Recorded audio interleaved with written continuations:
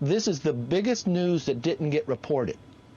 That we find out that there was no collusion between Trump and Russia, that it was created by Hillary Clinton in a campaign in July of 2016, that the CIA director, John Brennan, that the FBI director, Comey, and the President of the United States, Barack Obama, all knew about that and was never brought to Congress. Who has withheld this information? Credit to Director Ratcliffe for that transparency of releasing it to the House and Senate. That was GOP House Minority Leader Kevin McCarthy on this program back in October of 2020, after then Director of National Intelligence John Ratcliffe declassified notes confirming that the Steele dossier was completely fabricated by Hillary Clinton's campaign. John Ratcliffe, the man who exposed this and other Russia lies, joins me right now. Congressman, Director, it's great to see you. Thanks very much for being here, and thank you for all of your work all of these years, John. Well, you as well, Maria. You've been an important part of getting this story out to at least some of the American people, and I'm glad that, you know, the developments that have happened this week, that some of the American people are getting to see some of the information that I saw as the Director of National Intelligence that was so important. And it was so important for you to get this out. There is now a third indictment. We'll show those three indictments on the screen right now. And then I want to get into the two most important items that you declassified. You declassified these things before the election of 2020. And you also identified what specifically happened. Let's talk about John Durham's handwritten notes and what they say. This was one of the most important things that you declassified. John Brennan, sorry, listen to me. John Brennan's notes, and they were handwritten notes, and we're going to show them on the screen right now. Tell me what they said. Yeah, so let's start at the beginning. You know, we talked about this. I talked on this show with you about many things as a member of Congress, but when I became the Director of National Intelligence, I said, listen, I want to see all of the intelligence about this supposed Russian collusion. And what I found was, and as you're finding out, is there was, of course, no Russian collusion between the Trump campaign and Russia. But what I did see in intelligence documents, some of which I've now declassified, that there was collusion involving the Clinton campaign and Russians to create a dossier.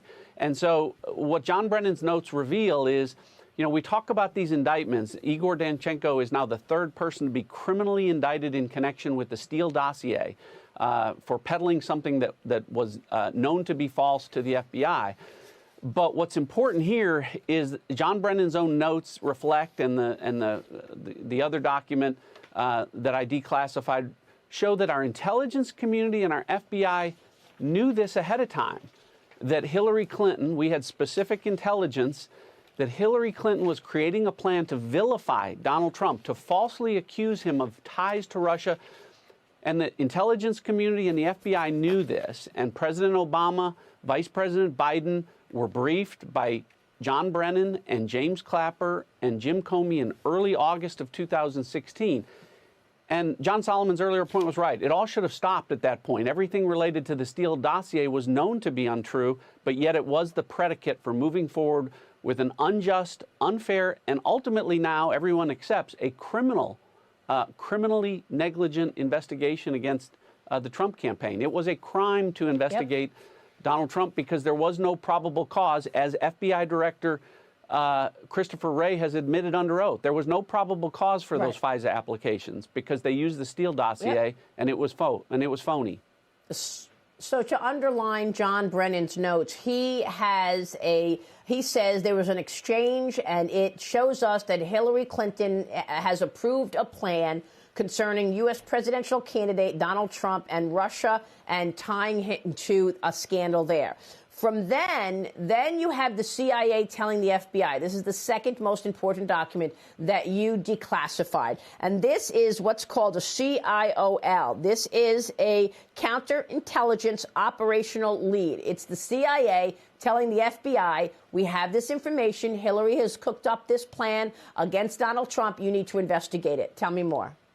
Yeah, so why it's unfortunately what happened there is the CIA, because it can't use our intelligence authorities under the law can't be used for domestic purposes, and because this involved Hillary Clinton's campaign and people associated with it, a referral had to be made to the FBI. Unfortunately, as you see from that document, The referral went to disgraced FBI agent Peter Strzok, who had just weeks before receiving that referral had sent text messages promising to F Trump, to stop Trump, to make sure Trump would never become president. So as you said earlier, the person who was supposed to be investigating the fake Steele dossier before John Durham ever got involved was Peter Strzok. And instead what he did was bury that part of it as it related to Hillary Clinton, and instead took a dossier that he knew to be false, used it to get a FISA application that he knew to be illegal, and used it to perpetuate an investigation that went on for 4 years that misrepresented everything to the American people. And that's why everyone associated with the Steele dossier, with its creation, its peddling to the FBI, and its use by law enforcement authorities against the Trump campaign illegally, is in criminal jeopardy right now. So do you think that that is what John Durham is looking at? Do you think we will see potential indictments? Well, I know that. I know that, Maria, because as you know, many of the documents that John Durham is using are documents that I gave him. So I declassified the documents that we've talked about, but I gave John Durham over 1,000 other documents that have not yet been declassified that I know include intelligence that goes specifically to this criminal activity that would be the basis for further indictments. And, you know, again, what happened with the Steele dossier, a grand jury is saying was criminal in nature, and I expect that all of the folks that are involved with creating it and peddling it falsely would be in jeopardy. And I know that that's what John Durham is looking at. And as I talked about, you know, this goes to the highest levels of our government and the government agencies involved. And we have pictures of meetings in the Oval Office with President Obama and John Brennan, when we assume John Brennan told President Obama that he had this information. We're going to show those pictures right now of the Oval Office where President Obama, Joe Biden were briefed by John Brennan saying Hillary Clinton has cooked up this plan to ensnare her opponent, Donald Trump. And this was way before Inauguration Day of Donald Trump. This was in 2016. Right. August of 2016. But those pictures I'm saying, yeah, August of 2016, right. And these pictures, we don't know if they were August, September, or October, yeah. Well, the briefings occurred in August of 2016, so several months before the election. And again, Peter Strzok and folks at the FBI knew that the Steele dossier and was a Hillary Clinton creation. And as the Danchenko indictment reflects, Maria, not only did Hillary Clinton commission the creation of the Steele dossier, people that worked for her served as the sources for that information.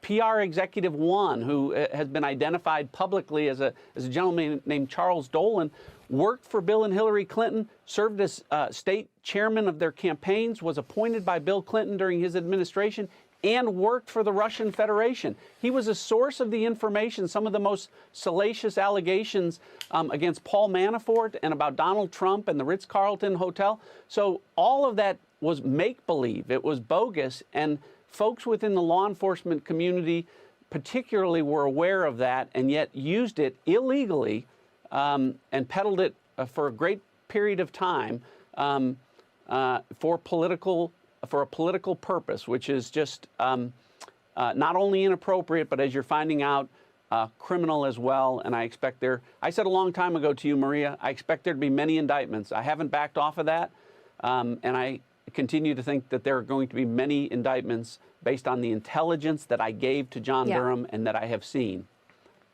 Yeah, and what happens to all of your colleagues on the left who attacked you throughout the years that you were trying to educate and inform the American people? Adam Schiff saying that there was collusion in plain sight. He saw what you saw as a congressman. He saw what Devin Nunes saw as a congressman on the Intel Committee. How did he come out and go on MSNBC and CNN and say there was collusion in plain sight? And what about Mark Warner attacking you repeatedly as you were informing the American people throughout 2018, 2019, and 2020? Not only in that time frame as a member of Congress, but as the Director of National Intelligence, I briefed Mark Warner. I briefed Adam Schiff. I shared this information with them. And they knew that it was true. They knew that I was being truthful, but they were concerned about winning a political election. They wanted Joe Biden to win in 2020, and so that's the reason that they came out the way that they did. Look, the intelligence speaks for itself. Grand juries take the actions based on the intelligence that is and evidence that is provided to them. At the end of the day, the truth will defend itself, and it is in this instance. It's great to have you this morning, and thanks very much for all of your truth-telling, John. Good to see you. John Ratcliffe joining us this morning. We'll be right back. Stay with us.